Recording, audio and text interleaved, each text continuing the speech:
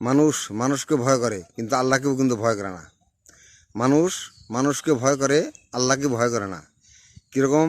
ধরুন কোনো একটা মানুষ যদি কোনো অন্যায় করতে যায় বা অন্যায় কাজে লিপ্ত হবে, তখন চিন্তা করে যে কোনো মানুষ দেখে কিনা, কোনো মানুষ দেখে কিনা।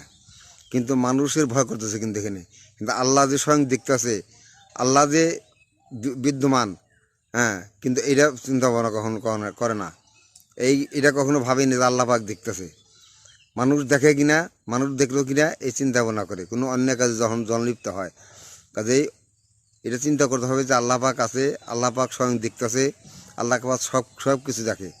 আর আল্লাহ পাক পরের কথা কাল, দুই কান্দে দুই ফিরেস্তা আছে না, দুই কান্দে দুই ফিরেস্তা কী করে? তারা কি দেখতেছে না? তারা সব লিখতেছে, তারা সব দেখতেছে, তারা সাথে সাথে লিখতেছে।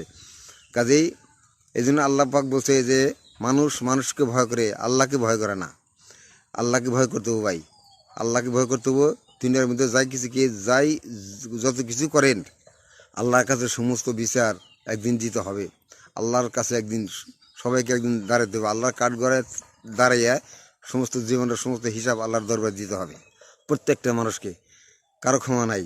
কিন্তু এই জন্য কথাও হয় যে মানুষ মানুষকে ভয় করে, আল্লাহকে ভয় করে না। আল্লাহকে ভয় করতে হবে, আল্লাহর ভয় অন্তরের ভিতরে রাখতে হবে। আল্লাহ একদিন সম্পূর্ণ সব মানুষের বিচার একদিন করবে। হাসরের মধ্যে সব মানুষের বিচার একদিন করবে।